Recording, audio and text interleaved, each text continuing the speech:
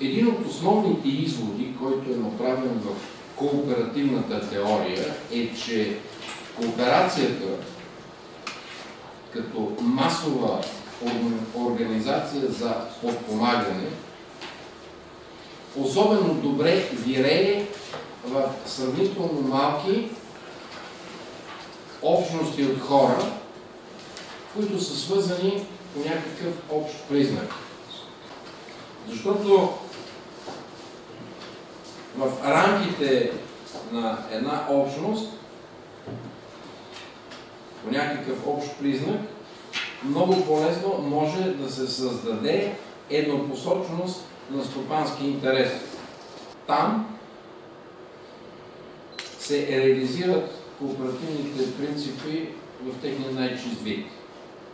При големите кооперации настъпва една собствена динамика на организационната форма, в резултат на което тя загубва своята истинска демократичност и пристъпва към принципите на представителната демокрация, за да може да бъде управляема.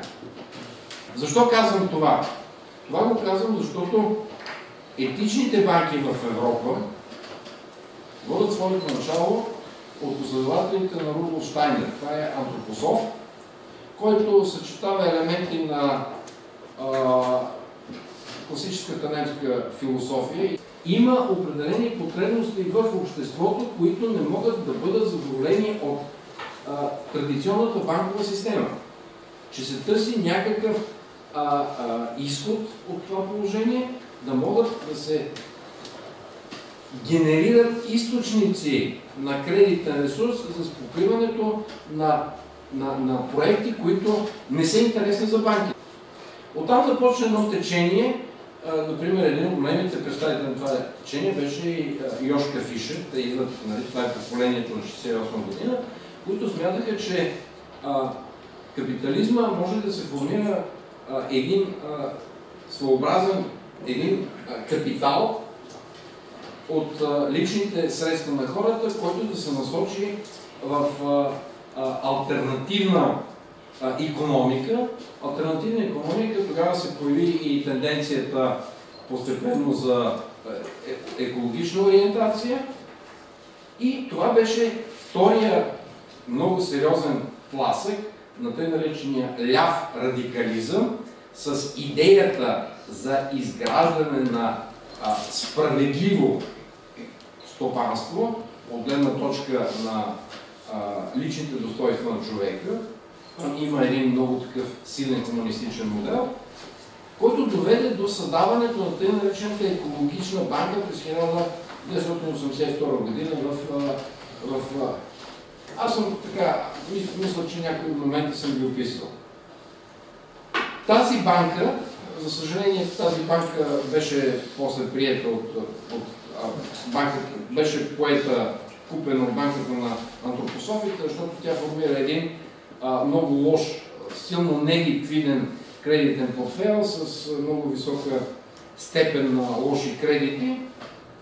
Но това беше вторият тласък в етичното финансиране. И третият тласък в етичното финансиране започна с развитието на новата икономика.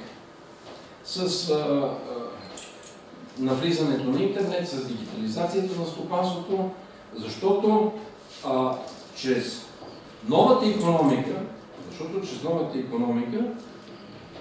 се насочи акцента към подключване на нови възобновяеми източници на енергия.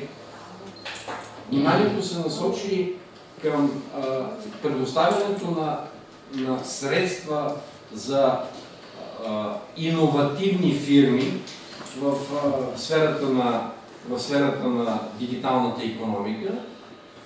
И това беше третият тласък за развитието на етична банка, която да бъде коренно различна от традиционната банка, предоставяща кредит.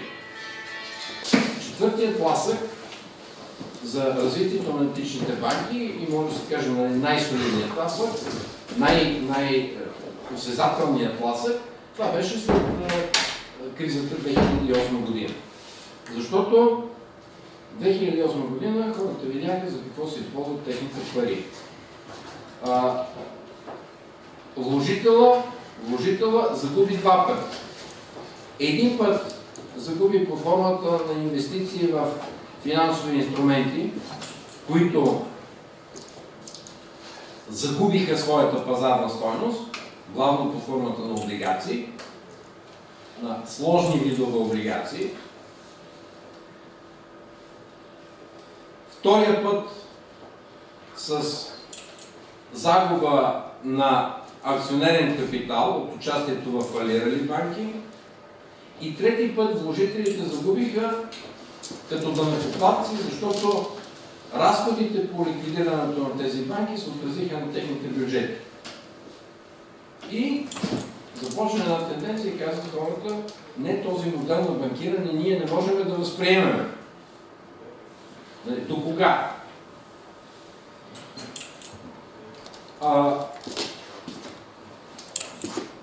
И тук вече опираме до въпроса, добре, с какво се различават тези етични банки от традиционните банки, защото тук възникна същия въпрос. Каква е разликата между една кооперативна банка и една акционерна банка? След като и двете банки би трябвало, дали това е кредитна кооперация, дали това е акционерно дружество, което работи като кооперация или не, но фактически тук се задава въпроса, добре, какви са отличията. Тя трябва да работи като банка, защото ако не работи като банка, пазарният механизъм ще изтласка извън пазара.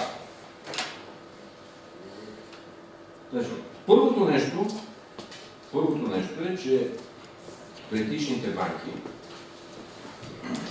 има съзнателно обвързване на члена, на съсобственика на тази банка с нейния капитал. Когато... Моля?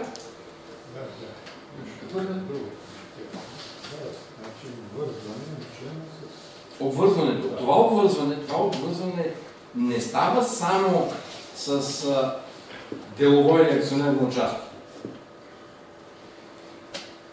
Това обвързване става и по пътя на възможността за оказване на пряко влияние върху алокацията на този капитал. Така, второто нещо. Една етична банка отделя внимание на тъй наречения падеж на кредит.